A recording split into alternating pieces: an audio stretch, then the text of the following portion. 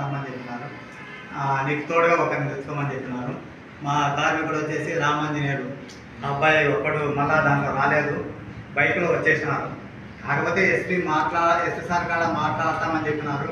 ఎందుకో ఏ కదా మరి నా గురించి కూడా అంతా ఆయనకు చెప్పినట్టున్నారు. ఎస్పీ సార్ అయితే నాతో మాట్లాడలేదు. తర్వాత వాళ్ళు ఏమనుకున్నారు ఏంటంటే పేపర్ల పైన సంతకాలు పెట్టించుకొని పంపించేసి అప్పుడు అది ఫస్ట్ టైం అది జరిగినది. ఇంకా తర్వాత ఏం ప్రశ్నించడానికి లేదు, ఏది ప్రశ్నించాలనే కానీ మళ్ళీ రెండోసారి వచ్చే లోపల నేను లేదు 12 మంది కార్మికులు పడిపోయినారు. దాంట్లో బాధితుడు ఈ అబ్బాయిని కూడా కొట్టారు. ఇతను వచ్చేసి సెక్యూరిటీ కాంట్రాక్టరు వాసు, ఈయన సెక్యూరిటీ కాంట్రాక్టరు. ఇట్లా ఇతను మా కార్మికుడు రామసుబ్బయ్య మా ఎగ్జిక్యూటివ్లోనే ఉన్నాడు. ఆ అబ్బాయిని కొట్టినారు. ఇట్లా కొట్టుకుంటా పోతుంటే మేముండేది 12 మందిని. ఎవరిని ఆశ్రయించాలి? అధికార పార్టీ. ఎక్కడ పరిస్థితి బాగాలేదు. కాకపోతే మేము అప్పుడుండే పరిస్థితిలో రంభపల్లి సార్ కాడికి పోయినాం. ఆయన వచ్చేసి అక్కడ యూనియన్ ప్రెసిడెంట్గా చేస్తున్నాడు. ఏంది సార్ ఇంతమంది కార్మికులు జరిగింది, మేమైతే రిజైన్ చేయలేదు, కనీసం మాకు న్యాయం చేయండి సార్ అంటే ఆయన మాట్లాడినాడట. సార్తో మాట్లాడి ఇంకా లాభం లేదులే, మీరు లీగల్గా ప్రొసీడ్ కాండి. మేము లీగల్గా ప్రొసీడ్ కావాలని కానీ ఎక్కడికైనా పోతుంటే మమ్మల్ని ఇట్లా పట్టుకుంటున్నాం సార్ అనేది కూడా చెప్తే ఆయన కొంతవరకు మరి ఆయనకు చెప్పినాక కొంత మరి ఏం జరిగిందో ఏం కథనో కొన్ని మేము చేసుకోగలిగాం. లేబర్ కోర్టుకు పోయినాము, అట్లా పోయినాము, ఇట్లా పోయినాము, మాది నడుపుకుంటూ వచ్చేసి ఇది పరిస్థితి. ఈ పరిస్థితులలో మేము మరి ఎలక్షన్స్ ముందు కూడా సార్ను ఆశ్రయించినాము.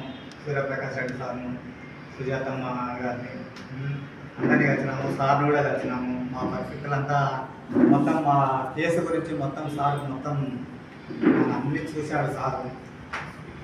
వాస్తవంగా సారు ఈరోజు గట్టిగా మాకు ఏంటంటే ఈరోజు పరిష్కారం అయ్యేది. కాకపోతే కొంచెం మా పరిస్థితులలో కూడా కాకపోతే సార్కు లీగల్గా ప్రతి పాయింట్ తెలుసు. మేము కూడా ఆయన మార్గంలో కొంచెం నడిచింటే అయ్యేది. ఇప్పుడు కూడా సార్ వాళ్ళ సహకారంతో, ఎమ్మెల్యే సూర్యప్రకాష్ రెడ్డి సార్ సహకారంతో, వాళ్ళ కుటుంబంతో 14 మంది కార్మికులంతా మాకు రావాల్సిన వేతనాలు మాకు రావాలా, మమ్మల్ని కంటిన్యూగా మా ఉద్యోగాలకు మాకు తీసుకోవాలి. ఉద్యోగ భద్రత మాకు మెయిన్, వేతనాలు మాకు దగ్గర 3,80,00,000 రావాలి. కార్మికులకు మాకు కోల్పోయినారు. దీంతో పాటు ఈ కోర్టుకు వచ్చిన వాళ్ళ మేనేజ్మెంట్ వాళ్ళది కూడా 4,53,00,000 రావాలా. కాంట్రాక్టర్స్ వాళ్ళది కూడా సప్లైస్ ఇదంతా కలిసి ఇది సపరేట్. నేను పాండ్యన్ సిమెంట్లో గత 50 సంవత్సరాల నుంచి పనిచేసాను. ఇప్పుడు మేము మాకు రావాల్సిన బకాయిల గురించి మాత్రమే నేను చెప్తాను.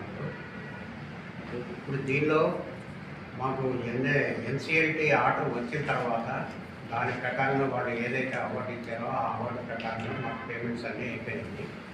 దానిలో 105 కోట్లు కంపెనీ ఇన్వెస్ట్ చేసింది, ఎన్సిఎల్టీకి పంపించింది. తర్వాత 150 కోట్లు వాళ్ళు డెవలప్మెంట్ కింద పెట్టాలి, ఆ మాదిరిగానే అవార్డు తీసుకున్నారు వాళ్ళు. అయితే ఆ 150 కోట్లు వాళ్ళు ఎక్కడ ఇన్వెస్ట్ చేయలేదు. ఇన్వెస్ట్ చేయకపోగా కంపెనీలో ఉండే స్క్రాప్ అంతా దాదాపు ఎన్ని కోట్లకి అమ్మారో అవి మాకైతే తెలియదు. 2022 డిసెంబర్ మనకి 6 నెలల తర్వాత కొత్త మేనేజ్మెంట్ వచ్చి తీసుకున్న తర్వాత జూన్లో వచ్చారు వాళ్ళు. డిసెంబర్ దాకా వాళ్ళ ముందు అసలు ఏమీ ఇవ్వము, మీరు అందరూ రిజైన్ చేయండి, మీకు ఎటువంటి కాంపెన్సేషన్ ఇవ్వము అని అంటే మేము అప్పుడు ఎన్సిఎల్ఏటీ కోర్టుని అప్రోచ్ అయినాము. ఆ అప్రోచ్ అయిన తర్వాత దానిపైన వాళ్ళు 2 నెలల జీతం మీకు ఇస్తాము, మీరు రిజైన్ చేయండి అన్నారు. మళ్ళీ అది కూడా కాదనంటే 6 నెలల జీతం ఇస్తాము, మీరు రిజైన్ చేయండి, మళ్ళీ ప్రతి ఒక్కరిని నేను ఎంప్లాయ్మెంట్కి తీసుకుంటాను అని మేనేజ్మెంట్ ద్వారా తెప్పించారు. దాని ప్రకారంగా చాలామందిని చేసాము. ఆ ఎన్సిఎల్టీ పీరియడ్లో కూడా నో వర్క్ నో పే కింద లెటర్ రాయించుకున్నారు. దానికి కోర్టులో కూడా అతను ఆర్పి నేను ఎవరిని నా పీరియడ్లో రిటర్న్ చేయలేదు అని కోర్టుకి సబ్మిట్ చేశాడు. తర్వాత వీళ్ళు వచ్చిన తర్వాత ఈ మాదిరి చేసి ఈ మాదిరి రిజైన్ చేయించి 6 నెలల జీతం ఇచ్చారు.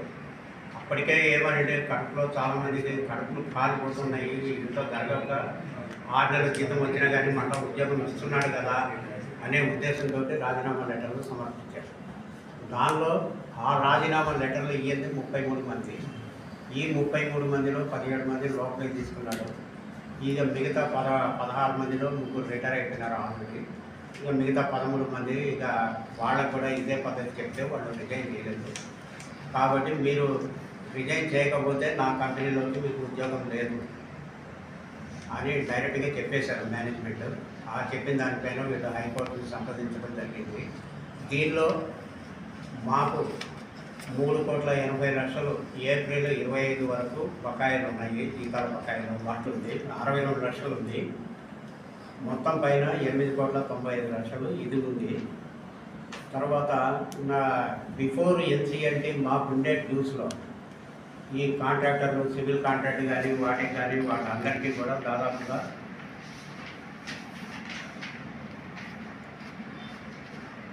18 కోట్లు ఉంది. 18 కోట్లలో మాకు 0.14% ఇచ్చారు అవార్డు. అంటే దాదాపు ₹1 కోటి కూడా లేదు మొత్తం పైన లెక్కేసారు. మిగతాదంతా సున్నా చుట్టేశారు. అంటే కోర్టు సున్నా చుట్టేసింది. కాబట్టి వీటన్నిటి గురించి తర్వాత మేము ఈ 150 కోట్లు వాడు పెట్టలేదు, పెట్టుబడి పెట్టకుండా ఈ మాదిరి చేశాడు, దీనిపైన ప్రశ్నిస్తేనేమో ఇప్పుడు అంతా ఈయన చెప్పాడు, మా మిత్రుడు మోజన్ చెప్పాడు ఏమేమి జరిగిందనేది. కాబట్టి మీ ద్వారా మాకు ఈ బకాయిలన్నీ కూడా సకాలంలో ఇప్పించాలని ఎమ్మెల్యే గారి ద్వారా, రమణ గారి ద్వారా ఎమ్మెల్యే గారి ద్వారా